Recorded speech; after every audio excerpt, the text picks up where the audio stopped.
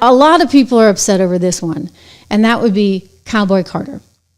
So Cowboy Carter is Beyonce's album. You might remember she performed at the big football game, right, on Netflix, and that was where she came out all dressed in white. There was a whole white theme. Everybody's like, what is this, like some kind of Diddy white party?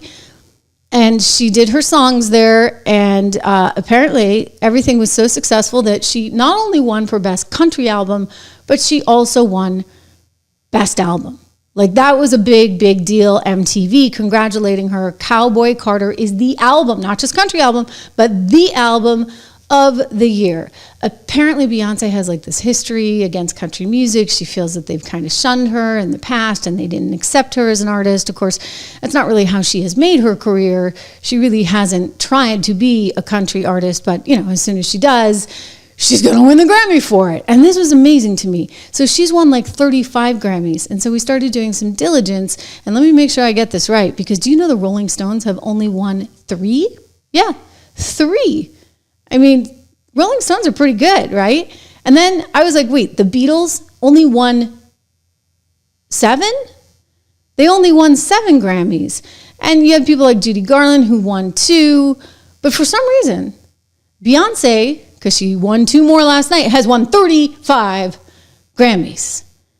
And a lot of people are like, okay, well, they had to get it in the last moment because, you know, she really isn't sort of a country music star. And the album, again, just go back to the album, look at what's on the album.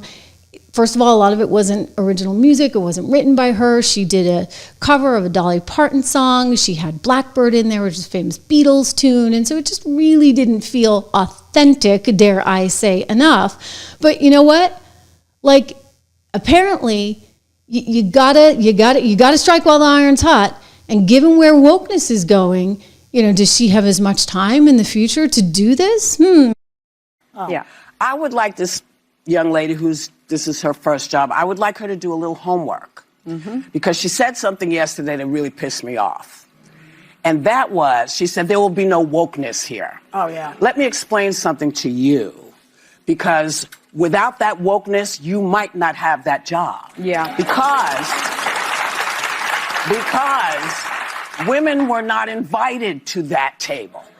Women were not invited to many tables in this nation. The reason we fought and busted our behinds to make sure that you didn't have to worry about this.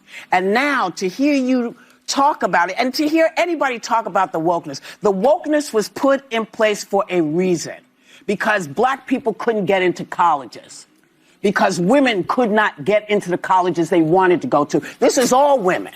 Yeah. See, this is not black, Asian women. This is all women. Women were not invited to this party. It was a man's world, and we busted our asses to make sure that this was a person's world.